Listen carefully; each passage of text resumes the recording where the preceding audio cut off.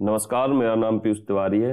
आज की इस वीडियो में डिस्कस करेंगे कुछ महत्वपूर्ण प्रश्नों को जो आपके आगे आने वाली सभी परीक्षाओं के लिए महत्वपूर्ण होंगे। तो चलिए वीडियो को प्रारंभ करते हैं। देखते हैं पहला प्रश्न। आज का पहला प्रश्न है आपका, कौन सा एंजाइम प्रोटीन को पेप्टाइड में तोड़ता है?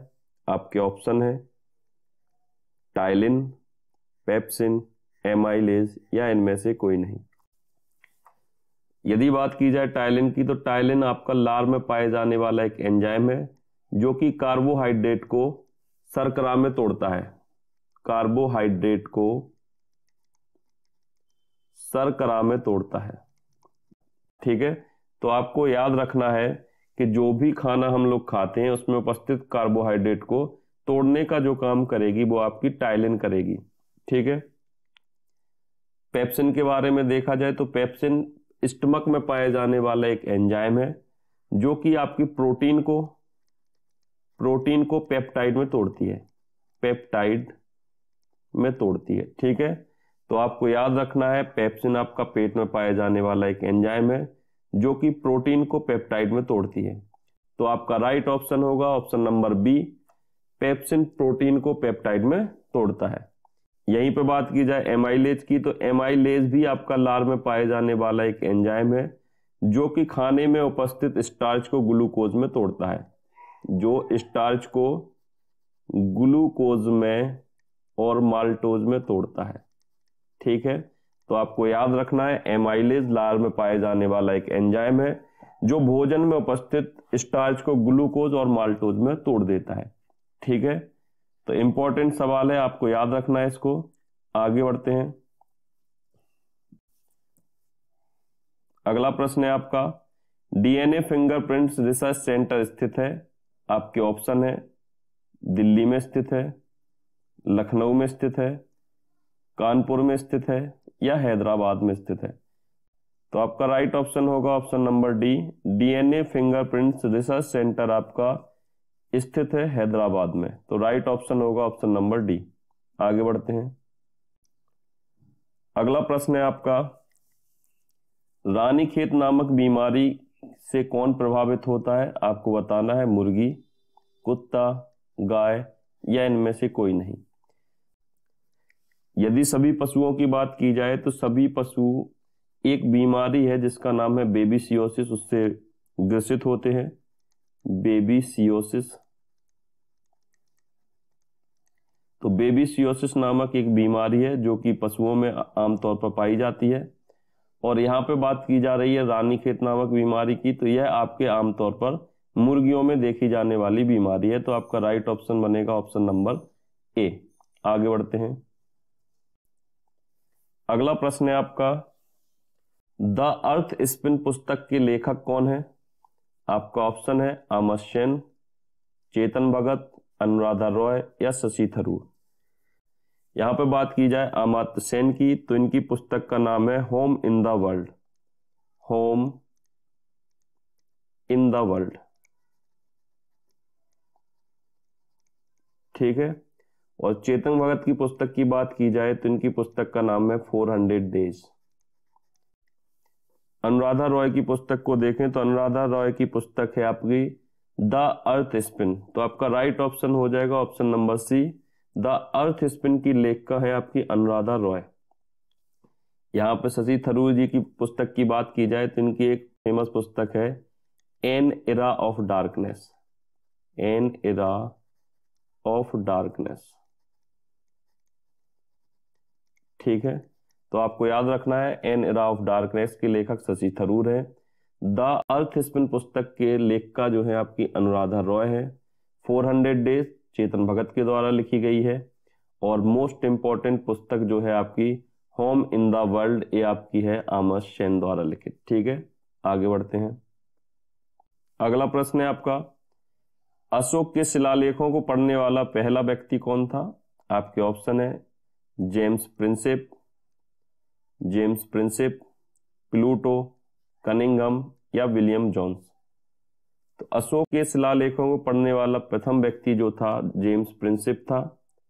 यदि प्लूटो के बारे में बात की जाए तो प्लूटो आपके अरस्तु के गुरु थे।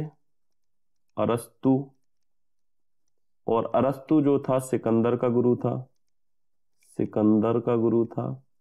ठीक है, तो सिकंदर का गुरु अरस्तु, और अरस्तु के गुरु होंगे आपके प्लूटो। यदि प्लूटो के गुरु की बात की जाए तो इनके गुरु थे आपके सुकरात। सुकरात आपके गुरु थे प्लूटो के, प्लूटो गुरु था अरस्तु का, और अरस्तु गुरु था आपका सिकंदर का। ठीक है, तो इसका राइट ऑप्शन होगा ऑप्शन नंबर ए। अशोक के शिलालेखों को पढ़ने वाला प्रथम जो व्यक्ति था आपका जेम्स प्रिंसेप था। आगे बढ़ते हैं। अगला प्रश्न है आपका, अम्लराज के नाम से किस अम्ल को जाना जाता है? आपके ऑप्शन है H2SO4 को, HCl को, Br को या Hg को। तो आपको बताना है किस अम्ल को अम्लराज के नाम से जाना जाता है। तो आपका राइट ऑप्शन होगा ऑप्शन नंबर ए, H2SO4 को अम्लराज के नाम से जाना जाता है। यदि इसका नाम देखा जाए तो इसे बोलते हैं हम सल्फ्यूरिक अम्ल, सल्फ्यूरिक अम्ल।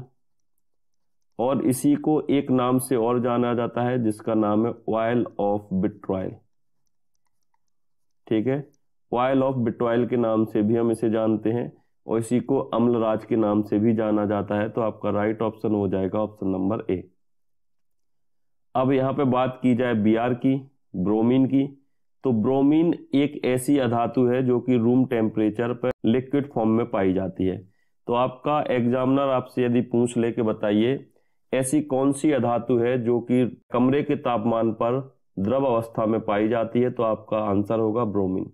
तो ब्रोमीन रूम टेम्परेचर पर लिक्विड फॉर्म में पाई जाने वाली अधातु है। ठीक है, इसी तरीके से मरकरी पर एक सवाल बनता है, बताइए ऐसी कौन सी धातु है जो रूम टेम्परेचर पर या कमरे के तापमान पर द्रव अवस्था में पाई जाती है? तो आपका सही ऑप्शन होना चाहिए मरकरी।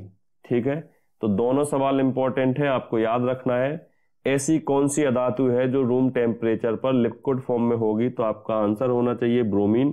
यदि आपसे पूछ लिया जाए ऐसी कौन सी धातु है जो कमरे के तापमान में द्रव अवस्था में पाई जाती है, तो आपको याद होना चाहिए मरकरी। ठीक है, तो इंपॉर्टेंट है दोनों सवाल, याद रखना। आगे बढ़ते हैं। अगला प्रश्न है आपका, सिजदा और पेबोस रीतियां प्रारंभ करने वाला शासक कौन था? आपके ऑप्शन है अकबर, औरंगजेब, शाहजहां या गयासुद्दीन बलबन। तो यहाँ पे सिजदा की बात की जाए तो सिजदा का अर्थ होता है सुल्तान के सामने झुककर नमस्कार करना। ठीक है, और पेबोस की बात की जाए तो पेबोस का अर्थ होता है कि सुल्तान के चरणों को चूमना। तो ये दोनों प्रथाएं प्रारंभ करने वाला जो व्यक्ति था वो गयासुद्दीन बलबन था, आपको याद रखना है। ठीक है, तो गयासुद्दीन बलबन ने सिजदा और पेबोस नामक रीतियों का प्रारंभ किया था। आगे बढ़ते हैं। अगला प्रश्न है आपका, सीरी का किला किस शासक के द्वारा बनवाया गया था? आपके ऑप्शन है अलाउद्दीन खिलजी के द्वारा, फिरोज शाह खिलजी के द्वारा, बाबर के द्वारा या कुतुबुद्दीन ऐबक के द्वारा।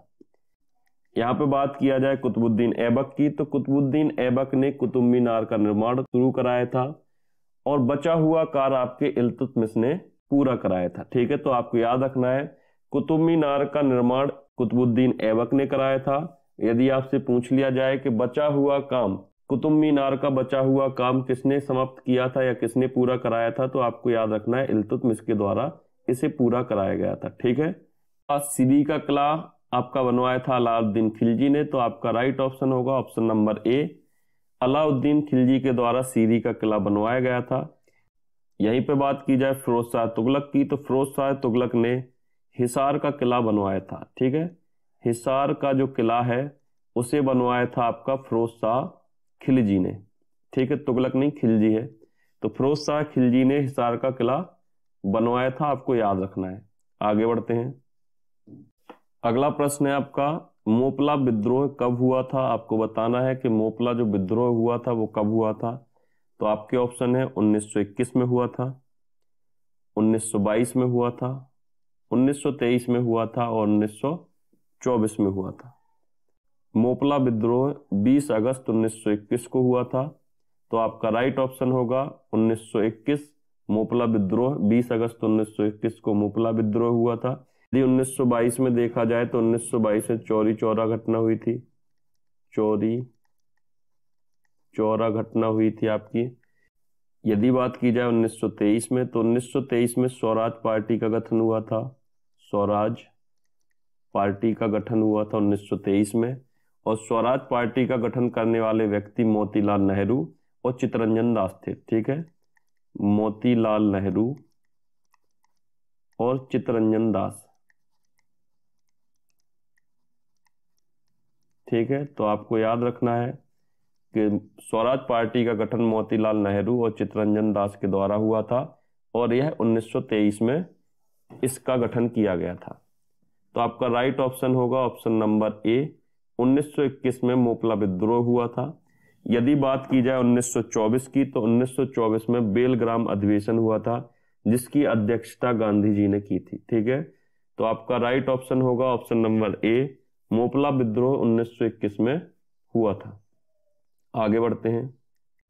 अगला प्रश्न है आपका, इंडिपेंडेंट समाचार पत्र किसके द्वारा प्रकाशित किया गया था? आपके ऑप्शन है बाल गंगाधर तिलक, मोतीलाल नेहरू, हिक्की या अबुल कलाम आजाद। यहाँ पे बात की जाए अबुल कलाम आजाद की, तो इन्होंने अल हिलाल नामक समाचार पत्र प्रकाशित किया था। अल हिलाल। ठीक है, तो अल हिलाल समाचार पत्र का प्रकाशन अबुल कलाम आजाद जी ने किया था। यहाँ पे बात की जाए जेम्स हिक्की ने भारत का पहला समाचार पत्र बंगाल गजट का प्रकाशन किया था। बंगाल गजट। बंगाल गजट भारत का पहला समाचार पत्र था जो कि इंग्लिश में प्रकाशित होता था। ठीक है, तो भारत का पहला जो समाचार पत्र है वह जेम्स हिक्की के द्वारा प्रकाशित किया गया, जिसका नाम था आपका बंगाल गजट, जो अंग्रेजी में आपका प्रकाशित होता था। ठीक है, तो आपका राइट ऑप्शन होगा option number B, Motilal Nehru द्वारा इंडिपेंडेंट समाचार पत्र का प्रकाशन किया गया। और यहीं पे बात की जाए तिलक की, तो बाल गंगाधर तिलक के द्वारा केसरी और मराठा नामक समाचार पत्रों का प्रकाशन किया जाता था। ठीक है, आगे बढ़ते हैं, अगला प्रश्न देखते हैं। अगला प्रश्न है आपका, मुस्लिम लीग की स्थापना करने वाला व्यक्ति कौन था? आपके ऑप्शन है अली बंधु, जिन्ना, आगा खां या सलीमुल्लाह, इनमें से कोई नहीं। यदि बात की जाए अली बंधु की, तो अली बंधुओं ने खिलाफत आंदोलन की शुरुआत की थी। ठीक है, तो आपको याद रखना है कि अली बंधुओं ने खिलाफत आंदोलन की शुरुआत करी थी, और मुस्लिम लीग की स्थापना करने वाले जो व्यक्ति थे वो थे आपके आगा खां और सलीमुल्लाह खां। तो आपका राइट ऑप्शन होगा ऑप्शन नंबर सी, आगा खां और सलीमुल्लाह खां ने मुस्लिम लीग की स्थापना की थी। अगला प्रश्न है आज का, किस संविधान संशोधन के द्वारा मतदान करने की आयु 21 से घटाकर 18 वर्ष कर दी गई?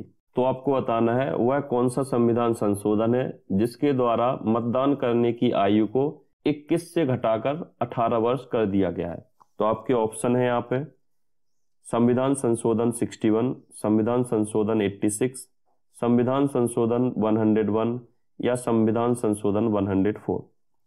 तो आपका राइट ऑप्शन होगा ऑप्शन नंबर ए, संविधान संशोधन 61 के अंतर्गत मतदान करने की जो आयु है इसको घटाकर 21 वर्ष कर 18 वर्ष कर दिया गया। संविधान संशोधन 86 के द्वारा अनुच्छेद 21A को जोड़ा गया, बताता है कि 6 से 14 साल के बच्चों को निःशुल्क एवं अनिवार्य शिक्षा दी जानी चाहिए, या 6 से 14 साल के बच्चों को निःशुल्क एवं अनिवार्य शिक्षा देने के लिए कोई ना कोई व्यवस्था सरकार को करनी चाहिए। ठीक है, संविधान संशोधन 101 की बात की जाए तो इसके अंतर्गत जीएसटी को जोड़ा गया है, जीएसटी को जोड़ा गया है, और भारत में जीएसटी को लागू किया गया था 1 जुलाई 2017 से। यदि आपसे पूछ लिया जाए कि कौन सा राज्य है जिसने जीएसटी सबसे पहले लागू किया था, तो आपको याद रखना है असम। ठीक है, तो जीएसटी लागू करने वाला पहला राज्य था आपका असम, और यह लागू हुई थी 1 जुलाई 2017 से। यदि बात की जाए संविधान संशोधन 104 की, तो संविधान संशोधन 104 के अंतर्गत एससी और एसटी के आरक्षण को 10 वर्ष और बढ़ा दिया गया है। ठीक है, आगे बढ़ते हैं। अगला प्रश्न है आपका, किस अनुच्छेद के द्वारा वित्तीय आपातकाल की घोषणा की जाती है? तो आपको बताना है वह कौन सा अनुच्छेद है जिसके द्वारा वित्तीय आपातकाल लगाया जाता है। तो आपके ऑप्शन है 352 के द्वारा, अनुच्छेद 356 के द्वारा या अनुच्छेद 360 के द्वारा या अनुच्छेद 343 के द्वारा। तो आपका राइट ऑप्शन होगा, यदि बात की जाए अनुच्छेद 352 की, तो अनुच्छेद 352 आपको बताता है कि जब भी देश पर कोई बाह्य आक्रमण हो जाए, कोई दूसरा देश आक्रमण कर दे, तो अनुच्छेद 352 के अंतर्गत हम आपातकाल लगाते हैं देश के अंदर। तो 352 आपका संबंधित है बाह्य आक्रमण से, ठीक है, बाह्य आक्रमण से। यदि बात की जाए अनुच्छेद 356 के बारे में, तो अनुच्छेद 356 बताता है कि जब देश का संवैधानिक तंत्र विफल हो जाए, उस स्थिति में अनुच्छेद 356 के द्वारा राष्ट्रपति आपातकाल की घोषणा कर सकता है, ठीक है।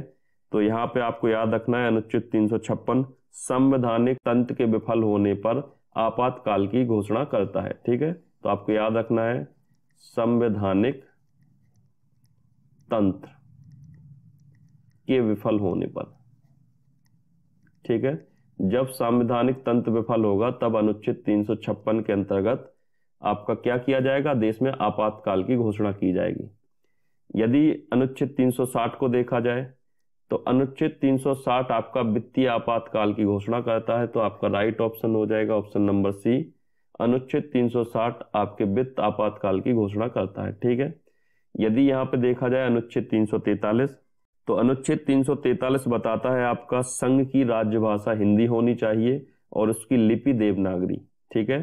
तो 343 बताता है संघ की भाषा को, ठीक है, संघ की भाषा के बारे में बताता है आपका 343। और भाषा संघ की कौन सी होनी चाहिए, हिंदी, और लिपि जो होनी चाहिए वो होगी इसकी देवनागरी।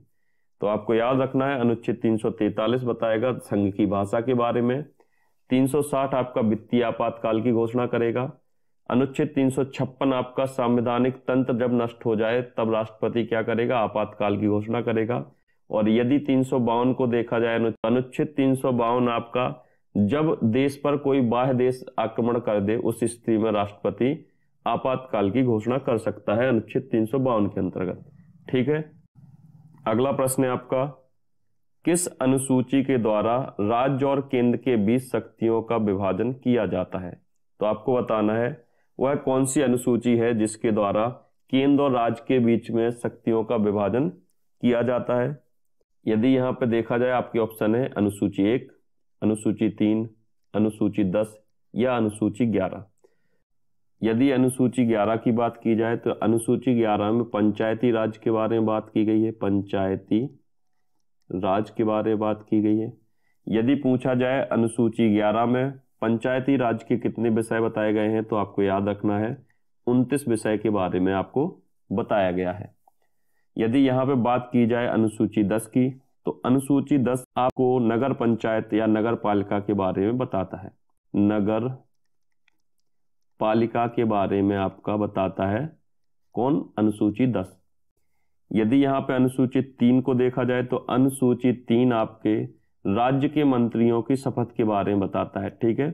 तो आपको याद रखना है अनुसूची 3 राज्य के मंत्रियों की शपथ के बारे में बताता है। और यदि अनुसूची 1 की बात की जाए तो अनुसूची 1 देश के या संघ के राज्यों के बारे में बताती है, संघ के राज्य और केंद्र शासित राज्यों के बारे में। तो आपका राइट ऑप्शन होगा, इसमें राइट ऑप्शन है नहीं तो आप एक और ऑप्शन बना लीजिए, ऑप्शन नंबर ई, अनुसूची नंबर 7। तो केंद्र और राज्य के बीच में शक्तियों का विभाजन करने वाली अनुसूची है अनुसूची नंबर 7।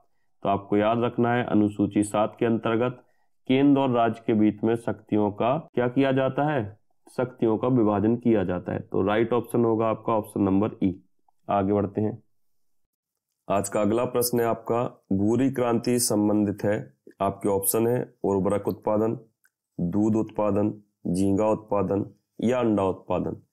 तो यदि देखा जाए अंडा उत्पादन, तो अंडा उत्पादन आपका रजत क्रांति से संबंधित है, रजत क्रांति।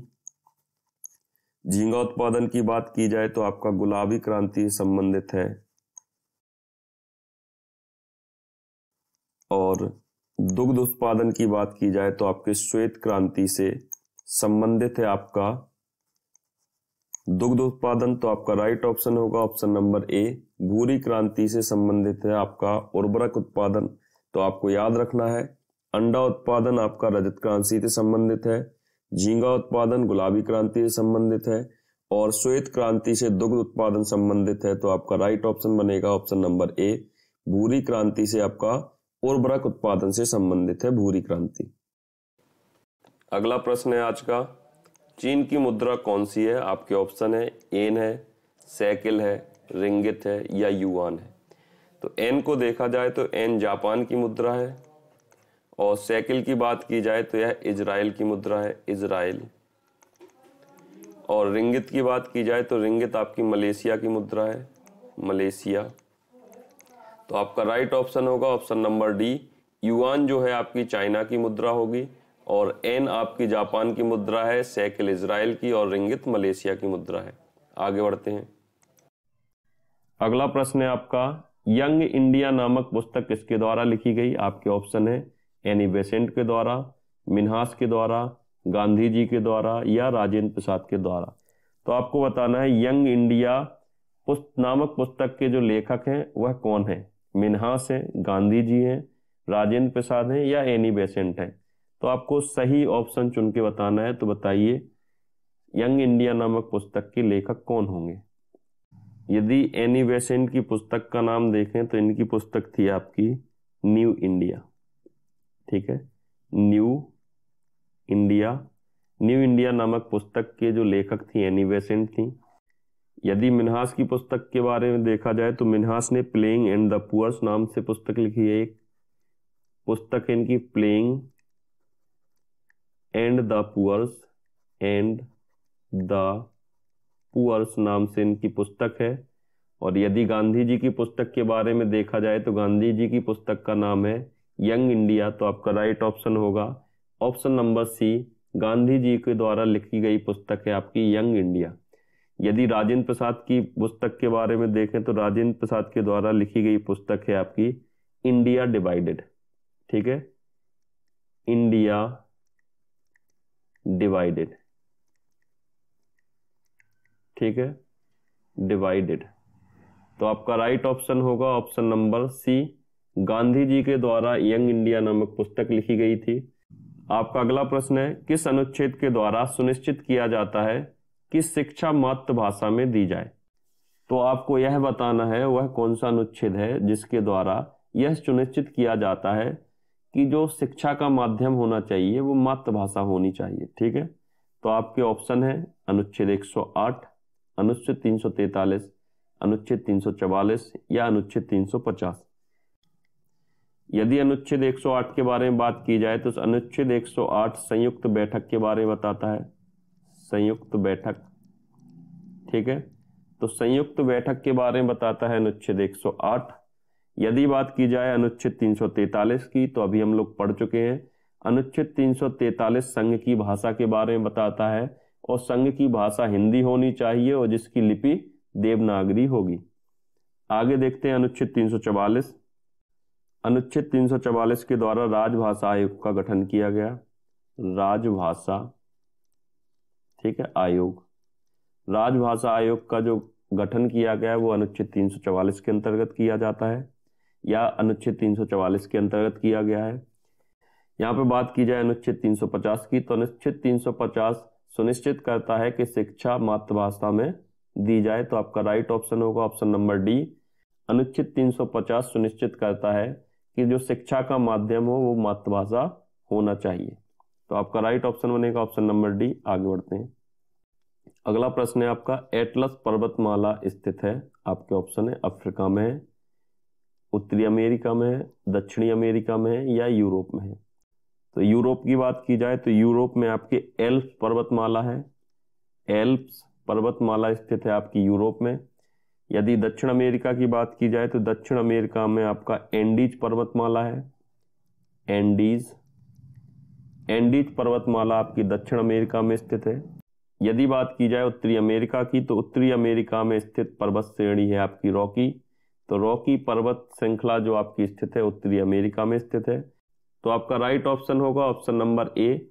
एटलस पर्वतमाला जो स्थित है आपकी अफ्रीका में स्थित है। तो आपका राइट ऑप्शन होगा ऑप्शन नंबर ए। ठीक है, आगे बढ़ते हैं। अगला प्रश्न है आपका, लाल रक्त कणिकाओं का जीवन काल कितना होता है? आपके ऑप्शन है 2 से 4 दिन, 120 दिन, 100 दिन या 150 दिन। तो लाल रक्त कणिकाओं के आपके जीवन काल होता है 100 से 120 दिन। तो आज का लास्ट सवाल था ये, राइट ऑप्शन हो जाएगा बी एंड सी। ठीक है, तो आज का लास्ट सवाल था ये। यदि वीडियो अच्छा लगा हो तो लाइक शेयर सब्सक्राइब जरूर करें, वीडियो को शेयर करें। धन्यवाद, जय हिंद।